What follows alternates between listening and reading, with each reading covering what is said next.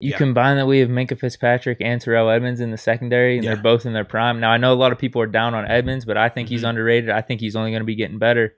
Minkah Fitzpatrick, all-pro in 2 of his first 3 seasons.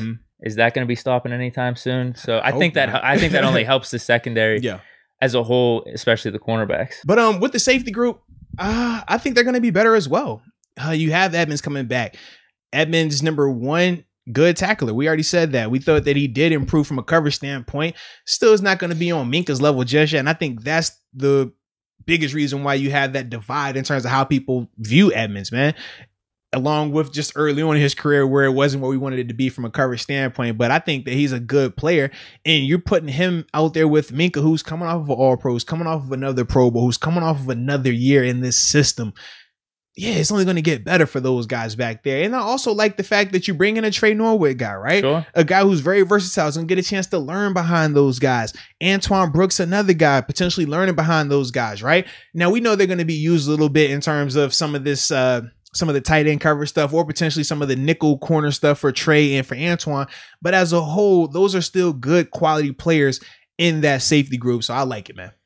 So in terms of coverage, Terrell Edmonds last year. 8 is PD same as PBU, right? Pass deflections, pass defense, however you want to word it. So Edmonds at 8. Minkah, his first 2 seasons, 9. He ended up having 11 last season, but you could see that gap close a little bit with Terrell Edmonds, man. Yeah, man. And then another thing to consider too is Minkah has that $10 million on the 5th-year option. Yes, already they just accepted that.